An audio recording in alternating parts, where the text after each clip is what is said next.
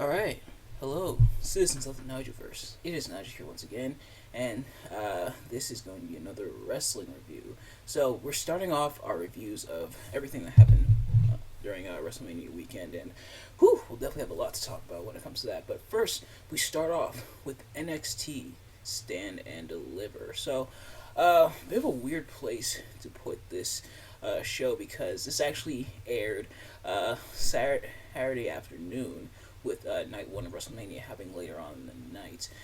And I almost watched the whole show when it first came on. And I had to watch the last two matches because I had to go to work, but I caught up with the last two matches and I'm ready to review. Stand and Deliver here. For starters, I'm not a professional wrestling reviewer or analyst, just a man who enjoys a good time, which I definitely had. This was, in my opinion, a really, really solid show. Oh, and yeah, NXT, usually for the most part delivers. No pun intended, but they definitely did here for the most part. So without further ado, let's get right into it. So for those of you who have watched these before, you kind of already know how this works. For those of you who haven't, I'm going to be talking about each and every match, and I'm going to talk about what I liked and what I disliked about each match. It's not like my traditional wrestling reviews with just one match where I just talk about what I liked and disliked about the match itself, but this time but with like the full event. I'm gonna take it match by match. The only match I'm not gonna talk about that I didn't see was Tyler Bate and Chase University versus the Schism. Because I was on the pre-show and I didn't watch the pre-show. I thought about going back to watch the pre-show, but it's probably not worth it. Although it might be, because as if you think about it, Neville versus Austin Aries was on the pre-show for WrestleMania 33, and that match ruled. But yeah, I'm probably not gonna go back and watch this match. A bit surprising. Well, actually, probably not that surprising that Tyler Bate and Chase U who won, but. We move on to the first match of the show itself, as Roxanne Perez defended the championship, the NXT Women's Championship, in a ladder match against Zoe Stark, Gigi Dolan, Lyra Valkyria. Again, if I mispronounced that, I apologize. They said how it's pronounced, and I think I might have butchered it.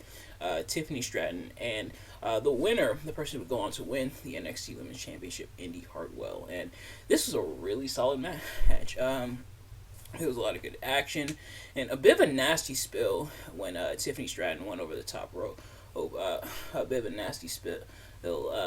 She definitely hit the ground, but hopefully she wasn't hurt too badly. But Indy picking up the win, and I think was pretty well done, and it's something that people did kind of want. I feel like, and I think I mentioned this when I did my predictions over on episode 97 of System Shock Radio, which if you haven't already, go check that out. But I think I talked about how it was either going to be Indy or Roxanne, and definitely glad it was Indy. I feel like her winning the championship a bit overdue, and happy that it happened. Gigi Dolan was cost the match by JC Jane. JC Jane returning and costing Gigi Dolan the match. So they're going to continue their feud. But of course, Gigi Dolan and JC Jane were part of Toxic Attraction with Mandy Rose, who's been since now Mandy Rose has been released. Gigi and JC have been feuding and everything, but so now it looks like they're going to continue their feud. And yeah, so congrats to Indy Hartwell for winning with some help from Dexter Lumis, who showed up, helped her up the ladder and everything, which I thought was pretty cool. Also, congrats to Indy Hartwell on that. Next up is a triple threat tag team match for the NXT Tag Team Championship, as Gallus defended and successfully retained against the Family, which was Tony D'Angelo and Channing Stax Lorenzo, and the Creed brothers, Julius and Brutus Creed. And this time around, Gallus, well, first of all, they actually did all three teams having somebody in the ring, so that's already a plus. Spoiler, WrestleMania didn't do that with their showcase matches, but it was a plus getting three men in the ring, each representing a team. But also Joe Coffey returning to help his brother Mark and Wolfgang retain the title. Also, I guess Joe Coffey was out. noted that he was absent at Takeover Vengeance Day, which if you haven't already, go check out my review of that. But yeah, so he came back, helped helped Gallus win, and Gallus is now complete in NXT. So, congrats to Gallus on the title retention, and it looks like Tony D'Angelo and Stax are gonna be faced now. Because afterwards, Stax was upset that he didn't get the job done, that he lost, and Tony was like, no, it's all right. Hey, it's all right. Hey, we're in together and everything. So, Tony D'Angelo's face. Not sure how it's gonna pan out. I feel like Tony, he worked really well as a heel, but then he had the same thing about Legado del Fantasma, and now they're facing everything on SmackDown. In fact, Rey Mysterio just reestablished the Latino World Order, and Legado del Fantasma has been helping him out. Also, two like some of the best heels in NXT in recent memory are both now face, so go figure. But next up was the Fatal 5-Way match for the NXT North American Championship, as Wesley defended and retained against Axiom, Dragon Lee, Ilya Dragunov, and J.D. McDonough. Oh boy, what a match! This was a really, really solid match. All 5 guys really put in the work, really he looked solid. Like, it really could have gone any of the 5 ways. I did predict what I think I actually said all 5 guys could potentially win it here, but yeah, so all 5 guys really showed out. A lot of action, a lot of cool spots and moments, and so all 5 guys really getting the time to shine. And then Wesley kind of botched what was supposed to be the ending there with the cardiac kick, as Ilya Dragunov was going for the headbutt to McDonough. Wesley, he was supposed to hit the cardiac kick, didn't quite nail it, but he'll got enough of it to win. At least that's what they'll say in kayfabe. But yeah, so really solid match, really, really fun match. Wesley, he's still champion, North American champion, so we'll see where he goes from here. But all 5 guys definitely showed out for this match, so fantastic stuff. Next up, Johnny Gargano battled Grayson Waller in an unsanctioned match. Oh, this match was really, really good. Sometimes you want a technical masterpiece. Sometimes you want holds and submissions and grapples and lockups and all that good stuff. Sometimes you just want some insanity and some crazy stuff, and we definitely got it with Gargano versus Waller. Both men looked really solid. Hansel Ray getting involved as well, getting some of her revenge on Grayson Waller, and Gargano ultimately making Grayson tap. But really good stuff all around by both guys, including in some of the spots such as like the chair spot and that table spot. Really good stuff. And both guys really looked good. Johnny, he winning was kind of predictable, but I don't think it was unwanted, and Grayson got his comeuppance. And then a really awesome moment where Gargano LeRae had a moment with Indy Hartwell and Dexter Loomis on the stage area, celebrating, of course, Indy winning and Gargano winning. I know it's because he's a heel, and I know it's because he was preparing for his match at Mania, but it kind of sucks we didn't get Austin Theory for that moment as well. But yeah, so really, really solid match between Gargano and Waller. Next up was the tag team match for the NXT Women's Tag Team Championships, as Alba Fire and Isla Dawn actually captured the titles from Fallon Henley and Kiana James, teasing some more of that.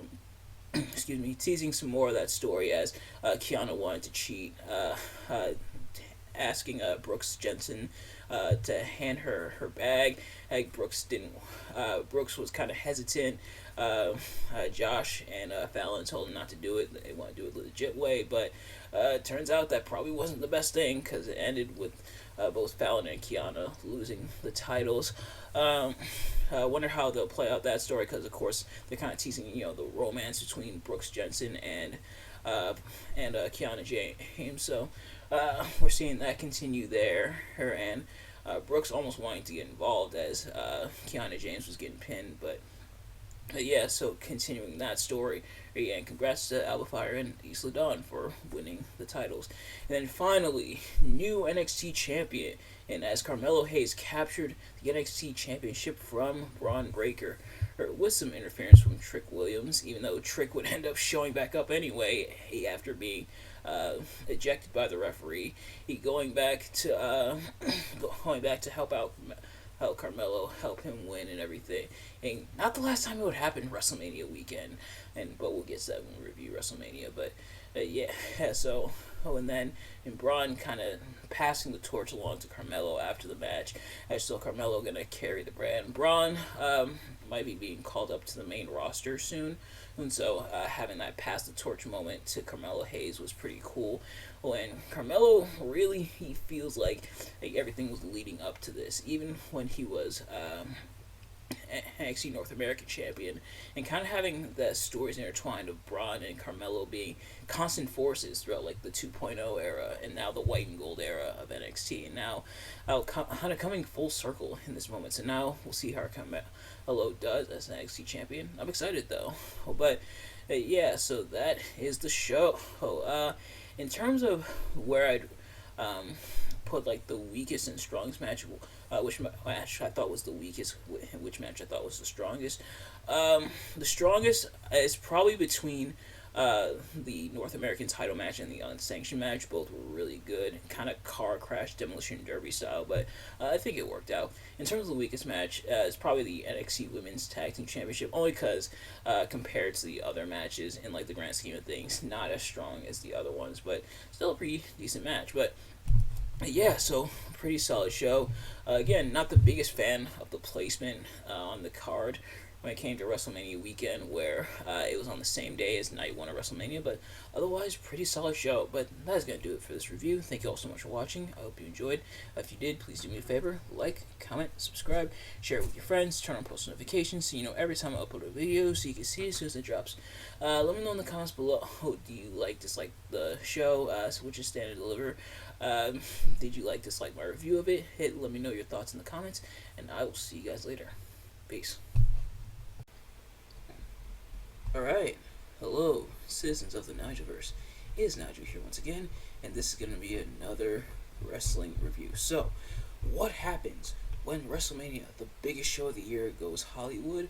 Let's find out. We are reviewing WrestleMania 39, aka WrestleMania Goes Hollywood. But that just took place the past couple days. WrestleMania weekend, of course, on Saturday and Sunday, of course, from Hollywood, aka Inglewood, California. But yeah, so as always, I'm not a professional wrestling reviewer or analyst, just a man who enjoys a good time, and I, for the most part, had an okay time with this show. The thing about WWE, oftentimes, and honestly anything in pro wrestling, is you gotta take the good with the bad, and there was some good, but there was also some bad. And we're gonna get into it. So, similar to what we did last year for WrestleMania 38, which if you haven't already, go check out that review. But pretty much, I'm gonna be talking about every match, and I'm gonna be talking about both night 1 and night 2. And I'm gonna talk about the best and worst matches from night 1 and night 2. Well, the best and worst from night 1 and the best and worst from night 2, and we're gonna go match by match. So, without further ado, let's get into it. So, starting off, surprisingly, no pre-show matches this time around, which is a bit interesting. But let's start off with Austin Theory defending the United States Championship against John Cena, which he defended successfully. Also, I'm going to be talking about what I liked and what I disliked about each match. And this one, Austin Theory versus John Cena, it was okay, but it could have been better. Now, John Cena, unfortunately, is starting to get up there in age a little bit, so he's not quite as mobile as he used to be. And Austin Theory did have to work around it. But that being said, I think they still probably could have pulled off a better match, but just wasn't it. It was just kind of a okay match, and Austin Theory doing some shenanigans and low blow and everything to put away John Cena. But Uh, Definitely big win to help solidify Austin Theory. He uh, as a U.S. champion and everything, and getting a win over John Cena. And thankfully, John Cena is at the point in his career where losses losses don't really hurt his stock too much anymore. He's already paid his dues and everything in pro wrestling, so having some losses, putting over the younger talent, doesn't really hurt him. Meanwhile, if Cena won here, it definitely would have like really decreased Austin Theory's stock. Even though I imagine John Cena probably wouldn't have held the U.S. title for too long, but thankfully Austin Theory got the win here over Cena, so congrats to Austin Theory there. Next up was the men's WrestleMania Showcase Fatal 4-Way Tag Team match, as the Street Profits faced Braun Strowman and Ricochet, Alpha Academy, and the Viking Raiders, and the Street Profits actually got the win. And you know what? For a match which probably had the least amount of build on the card compared to pretty much like every other match. It was actually a really fun match. There was a lot of really cool spots. All eight guys did some really cool stuff. There'd be some high flying, some strong stuff. Braun Strowman even went to the top rope, which is incredible. For a guy, it's always incredible for someone Braun Strowman size to go to the top rope. Such one Brock Lesnar did, although that one didn't end well at WrestleMania 19. If you haven't already, go check out that review. The only thing is that fatal 4-way format they have for the tag team matches, where it's just two guys and you can tag in a member of another team. Why do they keep doing it? I swear, at this point, I think somebody who's booking these matches is, because both WWE and AEW, just someone who's booking these matches. It might even be the same guy, I don't know, but somebody just has it out there for me because they keep doing that. And spoiler alert, they're gonna do it the next night for the women's showcase match on night 2 of WrestleMania. But why?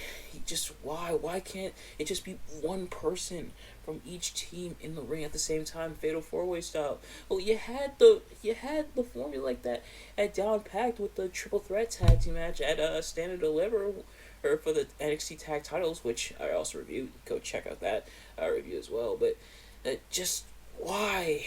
I hate that format. I know it's been around for like a while, and maybe I'm going against tradition, but I don't care. I hate that format. But nevertheless, congrats to the Street Profits for getting the win and everything.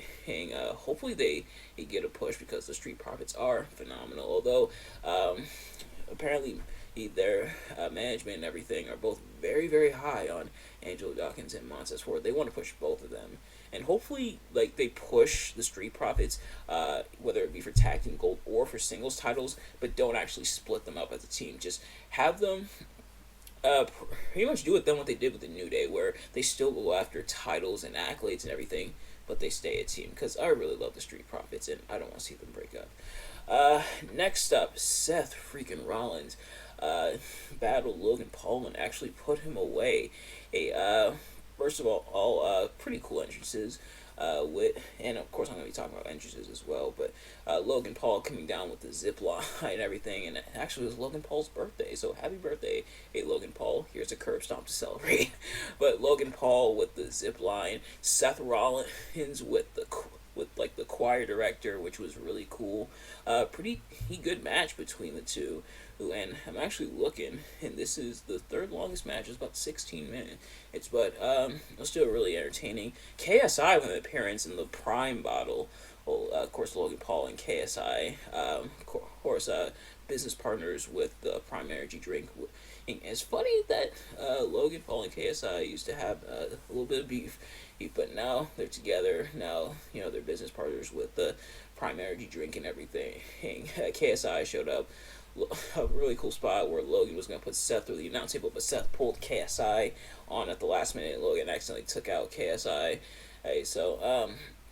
Pretty good match between the two. Hopefully Logan keeps up the momentum, because Logan, in win or lose, Logan still put up some actually pretty good matches. And that's why I like Logan. You can tell, a bit cocky, a bit arrogant, a bit abrasive, but you can tell he's getting it. He's definitely getting it within the ring. But next up was the six-woman tag team match as Trish Stratus, Lita, and Becky Lynch battled and defeated Damage Control. Poor Damage Control.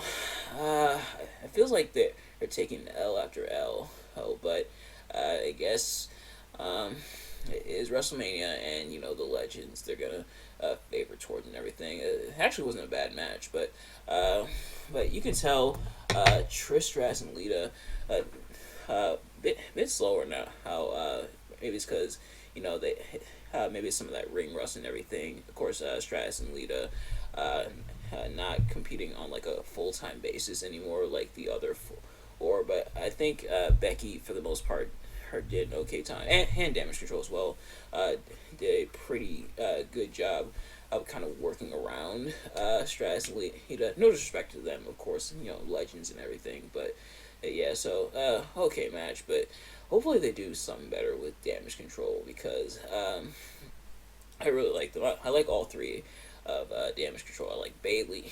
She's really cool. Dakota Kai, of course, King Coda, and of course Io Sky, the genius of the sky. Hey, hopefully they do way better with them. Next up was Ray versus Dominic, father versus son, with Ray getting the win over Dominic, and pretty good match for the most part, and a pretty cool entrance is Dominic coming out from the jail cell and everything with the police escort, because Dominic served the hard time, and then Ray coming out with the lowrider and Snoop Dogg was really cool. Well, a pretty decent match between the two. Dominic is starting to get the whole heel thing even more down packed, and Dominic, honestly, you gotta give it to Dominic. He's improved so much since he first really got into wrestling back in 2020 at SummerSlam. He's definitely come a long way, really coming into his own. But Ray, of course, teaching his son Dominic a lesson, literally whipping him with the belt and everything, and Dominic even or Ray, I should say, getting a bit of an assist from Bad Bunny, and Bad Bunny also helping to repel the Judgment Day and everything, which the Judgment Day did show up. Surprisingly, the only member of the Judgment Day that didn't have an actual match on WrestleMania was Damian Priest. I don't even think Damian Priest was in the Andre the Giant Memorial Battle Royal, which kind of sucks. But nevertheless, Ray getting the win over Dominic. And then, based on what happened on the Raw after WrestleMania, and we'll get to that, it looks like things are far from over between Ray and Dominic. And I imagine that had to have been pretty cool for Ray to be able to step inside the ring and wrestle his son and everything. But next up, Rhea Ripley versus Charlotte Flair for the SmackDown Women's Championship. Man, what a match. And honestly, no amount of words can really put into perspective how awesome this match was. You gotta check it out for yourself. And Rhea Ripley defeating Charlotte to become the new SmackDown Women's Champion, avenging her loss from 3 years ago. So congrats to Rhea Ripley on that front. Rhea Ripley, literally the only member of the Judgment Day to get the win at WrestleMania. But so we'll see how Rhea does as SmackDown Women's Champion. And definitely a fantastic match. Next up, Pat McAfee in kind of an impromptu match. Snoop Dogg made an impromptu match. Pat McAfee against the Miz. It's kind of a nothing match, kind of like a bathroom break match. But Pat got the win, so there's that. Miz literally got no offense in. It was kind of just like a little mini thing, just kind of a bathroom break to get ready for the main event, which the main event was the Usos defending the Undisputed Tag Team Championship against Kevin Owens and Sami Zayn. And Kevin Owens and Sami Zayn actually getting the win over the Usos after a really fantastic match. A lot of action, a lot of emotion, everything. And honestly, the strongest matches of the night are between either Rhea Ripley versus Charlotte Flair and Kevin Owens and Sami Zayn versus the Usos for two very different reasons.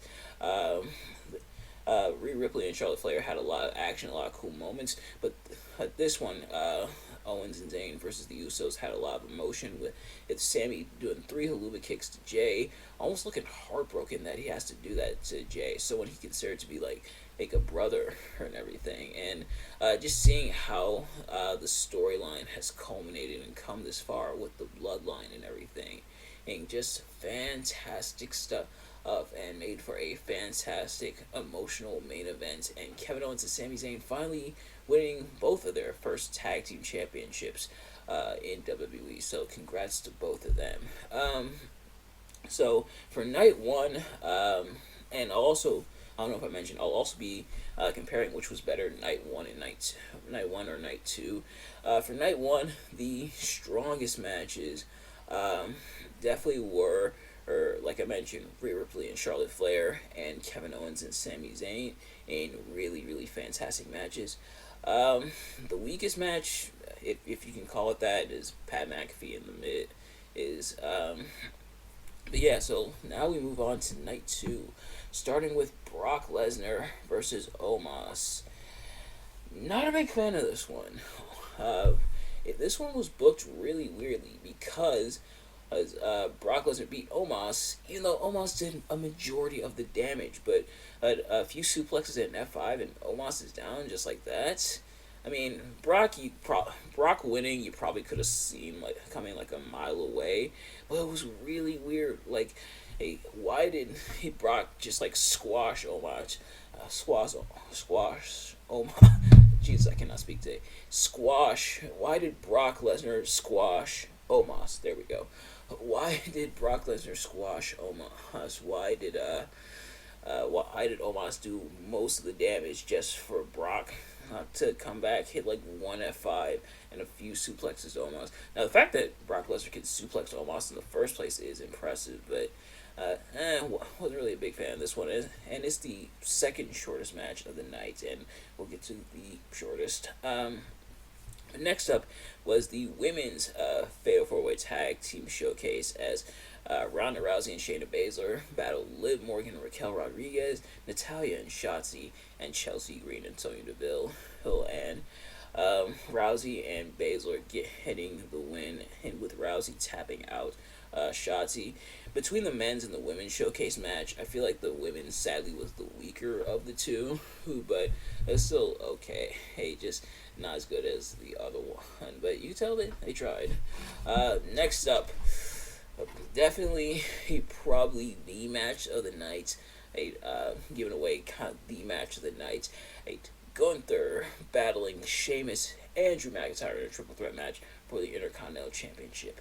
Banger after banger after banger indeed, because man, this match was fantastic. Just all kinds of awesome moments, all kinds of insanity. The hard hits, all three guys' chests were on fire, looked like hamburger meats, and I was here for it. All kinds of brutality between the three guys, and Gunther picking up the win and staying Intercontinental Champion. I imagine Gunther's probably gonna beat Honky Tonk Man's record, which it's funny that Honky Tonk Man's the one with the record Intercontinental title reign, but Gunther's probably going to blow that out of the water. But man, Gunther, he's had some really awesome matches for the Intercontinental Championship, and I predicted that this would be a good match. Of course, Gunther and Sheamus put on a barn burner at Clash of the Castle. Sheamus and Drew McIntyre have had awesome matches. Gunther and Drew McIntyre just on paper sounds like an awesome match. So put those three together and you had a fantastic match. A definitely big, meaty match with a lot of chops and a lot of stiff shots. Oh yeah, sign me up. Next up, Bianca Belair, her battling Asuka and actually defeating Asuka, which did catch me by surprise a little bit. But of course, 50-50 shot is either going to be Bianca Belair or Asuka. But Bianca Belair officially reached 1 year as Raw Women's Champion, so props to her. But still a pretty good match between these two. Sadly, between this match and Rhea Ripley versus Charlotte Flair in terms of the Women's Championship matches, this one, and again, was the weaker of the two. But it's still a pretty good match. I liked it for the most part. And Bianca getting the win over Asuka, and really cool entrance for both of them. Asuka with the different people in the Asuka mask, Bianca Belair performing with the, I believe they're called the Divas of Compton, and on a sad note, the one girl that Bianca was coming down to the ring with, her mother had passed away actually that day, if I'm not mistaken. So my condolences to her family and everything. But yeah, so pretty good match. Next up, again, kind of like the bathroom break match. This time, I'm Snoop Dogg booking another impromptu match for The Miz. Is this time Shane McMahon, who tore his quad in the middle of the match. Oh joy! But Snoop Dogg definitely calling an audible, getting in there and just beating The Miz up, and they just allowed it, I guess. Snoop Dogg with simultaneously the best and worst people's elbow of all time.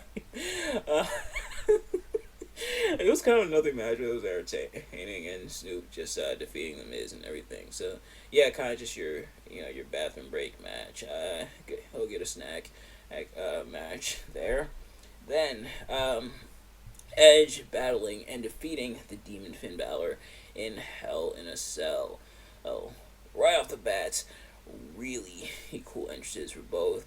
Bit weird though for Finn, because Finn came out to his face theme for the Demon, even though Finn Balor's supposed to be a heel. Unless this means Finn Balor's turning face, but yeah. So both guys definitely they put each other through a lot in the match. Finn even. I think it was when Edge threw the ladder at him, Finn like split the top of his head open. It looked really nasty, so he had to get a numbing shot and kind of get stabled right at ringside to continue the match.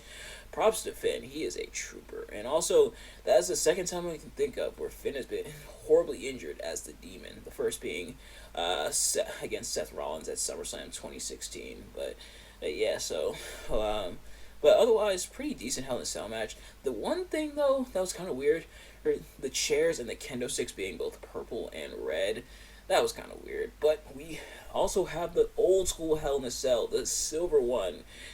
Bye bye Red Cell. Welcome back, cool Silver Cell. Oh, you were definitely missed, my friend. But yeah, so otherwise pretty good match. Edge defeating the Demon was kind of predictable. Well, one probably could have seen that coming. In fact, I think I predicted that when I did my predictions for WrestleMania 39 over on System Shock Radio episode 97, which if you haven't already, go check out that episode. But otherwise, yeah, pretty decent match for the most part.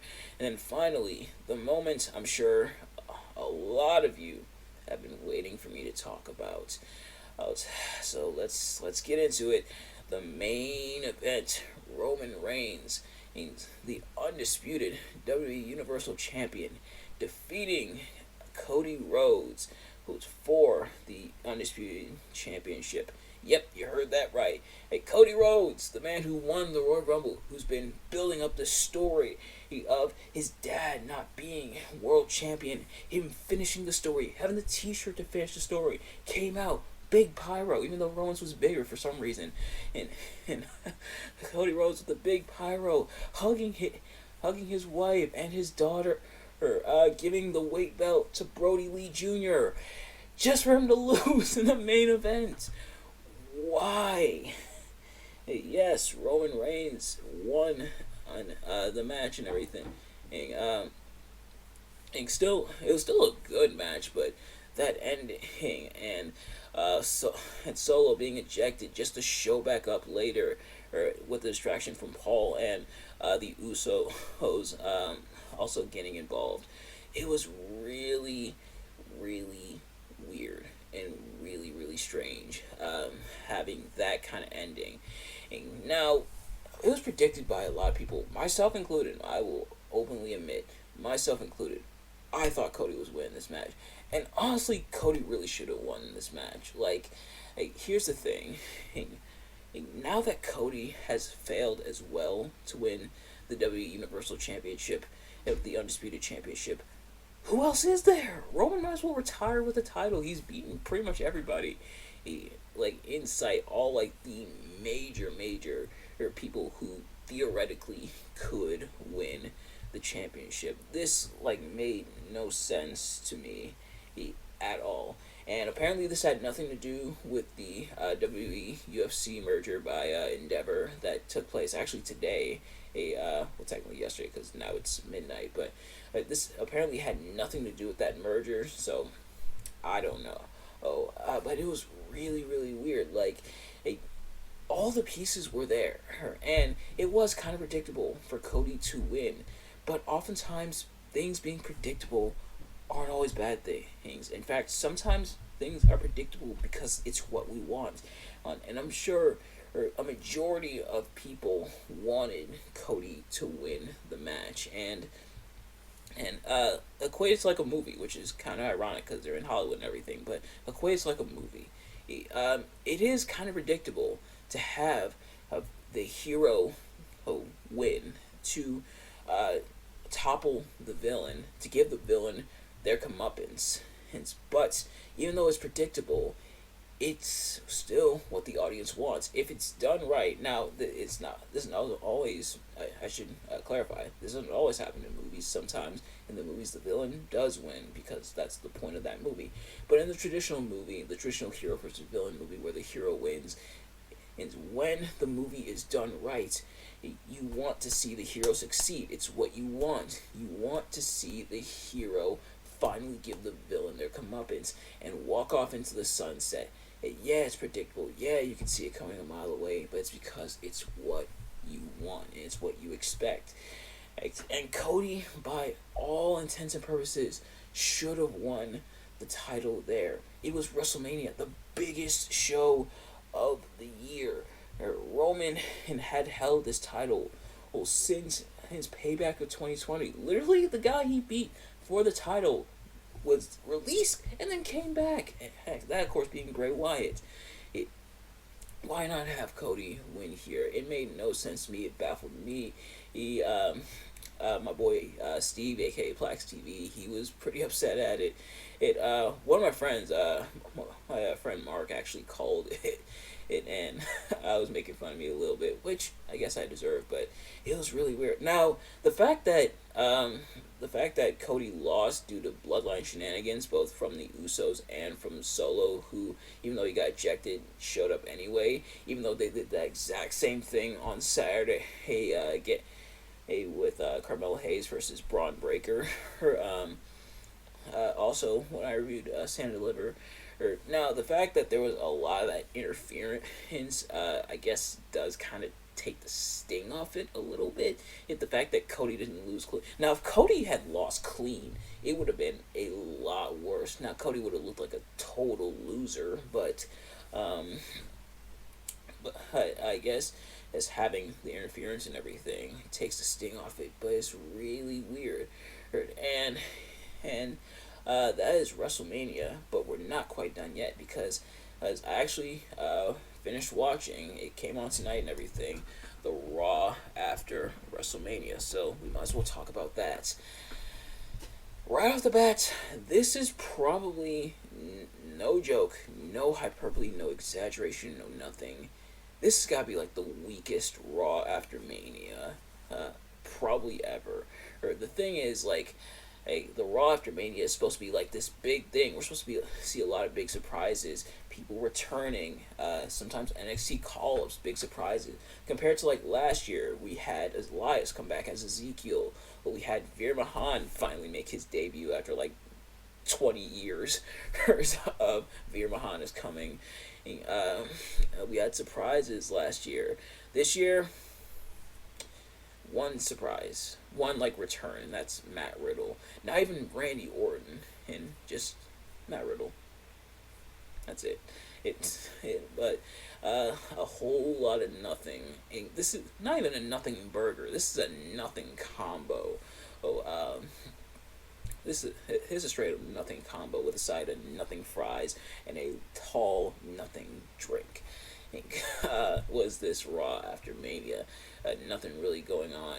Just some of like a lot of talking, hardly any action. I think there was only like 3, maybe 4 matches. Let's see. There was Austin Theory versus Rey Mysterio. There was the women's tag team qualifying match, which is weird because Ronda Rousey and Shayna Baszler weren't in there, even though they won the Fatal 4-Way at WrestleMania. So, what was the point of that match? And then Street Profits versus Kevin Owens and Sami Zayn. But the reason for that, they were building towards this big main event of Roman Reigns and Solo Sikoa versus Cody Rhodes and a partner of his choosing. And Paul laying out the stipulation. Whoever this is, had to have competed at WrestleMania, and also can't challenge Roman for the championships again. And it was Brock Lesnar who showed up to answer the challenge, which apparently Brock, as I learned, apparently the stipulation of Brock's match with Reigns at SummerSlam, with Roman at SummerSlam of last year, was that Brock couldn't challenge for the titles anymore, which I actually didn't know. I must have missed that part. But yeah, so this big match they're building towards, this very big major main event, and they built up that Brock hadn't competed on Raw since 2002, hadn't had a tag team match since 2004, which is actually pretty surprising. And literally almost 20 years since he's competed on Raw, and literally almost 20 years since he had a tag team match. Well, no, over 20 years since he competed on Raw, and then almost 20 years for the tag team match. They built up this main event, and what do we get from it? This big sacrifice with little to no surprises is all building up to this big, historic, awesome, hard-hitting main event of Brock Lesnar and Cody Rhodes teaming up to take on Roman Reigns and Solo Sikoa. So what's the likely outcome? Only Brock Lesnar turning on Cody and just beating him up to close out Raw, just beating the crap out of him. Now, the thing is about WWE, I try to give them the benefit of the doubt. I can't hate WWE. There's a lot of people who kind of hate WWE now. Me, I can't see myself hating WWE. Maybe it's nostalgia because I watched them a lot as a kid. I can't hate WWE. But this booking is it's something. Like, I think the point was just to embarrass Cody between what happened at Mania and then what happened on Raw with Cody just getting decimated by Brock. This just feels like it was set up to embarrass Cody. Were they really that upset with Cody forming AEW, breaking the throne and everything? Like, what is going on with this booking? Some stuff got furthered a little bit, I guess. Bianca Belair and Rhea Ripley had a standoff, which that would be a pretty good match. And Bad Bunny went through a table, so I guess Bad Bunny and Rey Mysterio versus Dominic and Damian. But other than that, it just ended with Cody getting beat up. And if Raw was like kind of nothing before this big Raw after WrestleMania, which WWE themselves have hyped up, if that Raw was just like kind of boring, kind of dull, that and after that ending, it just went to infuriating. Steve again, Black CV, both on YouTube and on Twitch, he was pissed, and I was pretty upset too about it. But Steve was downright pissed, and we were talking about it and everything. Like why? Like, what was the point of any of this? It's ridiculous, and there's people who try to defend it, saying Dusty was screwed out of the world title as well. Also, is kind of continuing that, and maybe it's going to lead to Cody winning the world title later on down the line, and finally being the one to topple Roman. Some have alluded to the bloodline splitting and Jay being the one to take the titles off of Roman, in which Jay, it wouldn't be a bad thing. It would make sense. Jay was like the first person that Roman beat, and and even some dissension being teased in the show itself, and this Raw, where Jay and Jimmy were kind of lied to, saying to get on the jet, and Roman very upset with them for losing the tag titles. But at the expense of Cody, why couldn't it be like, hey, here's an alternative. If Cody wins at Mania, which in my opinion he should have, Cody wins at Mania, and then Jay challenges him. Roman doesn't like that, so Roman is like, Jay, who do you think you are? Why are you trying to take my titles? And you build the feud from there, and then even have The Rock show up from there, but the way they're going about this, I don't know. Oh, and I try to defend WWE as much as I can, but I just don't know. Like this booking is wonky. It is definitely wonky. Now, I have a sneaking suspicion that this this definitely feels like a Vince McMahon style booking. This show. Oh, they say Triple H is still in charge of creative, but honestly, with this, I'm kind of not buying it. But also, I wonder if this has anything to do with the WWE UFC merger, or maybe this was a condition of the merger. I don't know. Don't quote me on that because I don't know for sure. I can't say for sure, or whether yes, this was a result of that, or no, this wasn't.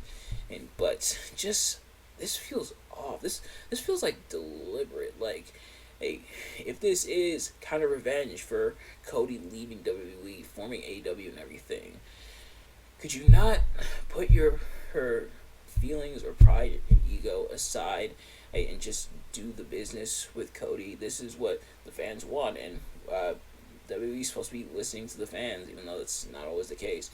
This is what the fans wanted. Could you not just put that aside? And I sadly kind of know the answer to that, because when Vince feels slighted, the booking is going to affect that. And now, the reason I thought this might have been a result of the merger is because Roman, and sadly, is a lot more recognizable as champion than Cody. Yeah, I feel like a lot more people know who Roman is as opposed to Cody. Obviously, people know who Cody is, but not quite as much as Roman. Roman, definitely big star. So having that major star as the champion, it does look attractive. And at the end of the day, WWE is still a business, and so the most logical business decision is the one that they're going to make. Hence this merger in the first place. That being said, though, if this really isn't a byproduct of the merger, is Roman being champion and then this booking of Cody, then I don't know at this point. I mean, for now, we'll have to see how it plays out. I'm just going to keep watching, and I don't often watch like Raw or SmackDown, but I still keep up to date on like the social medias like Twitter, Instagram, Facebook, all that. And, I still try to keep up to date, but I don't know, man. Like, hey, the thing is, and people brought this up, even Cody winning down the line. Let's say Cody gets his rematch at WrestleMania Backlash, which is going to be set in Puerto Rico, which is actually really awesome. Cody gets his rematch there and wins. And it's still going to be a big pop, and I'm sure people are still going to be happy and excited.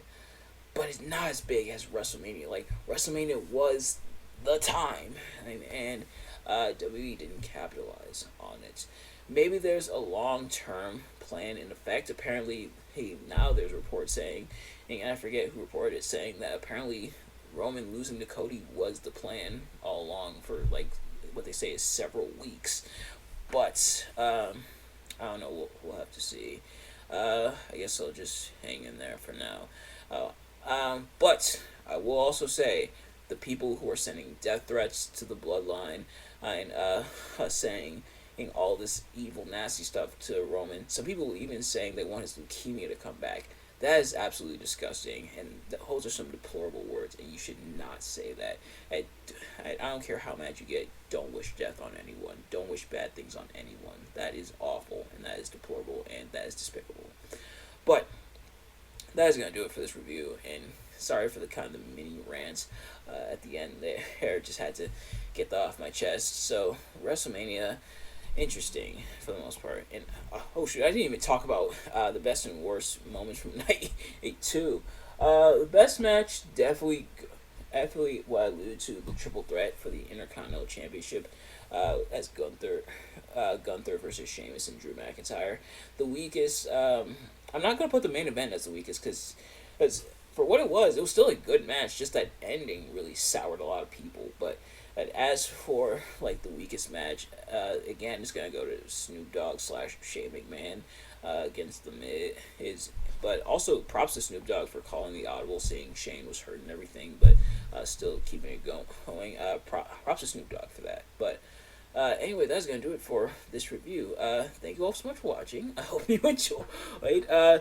And let me know your thoughts about everything in the comments below. Do you agree or disagree with my sentiments? Who did you want to win the main event? And yeah, let me know in the comments below. Thank you all so much for watching. I hope you enjoyed. If you did, please do me a favor. Like, comment, subscribe, share it with your friends, turn on post notifications so you know every time I upload a video so you can see as soon as it drops. And I will see you guys later. Peace.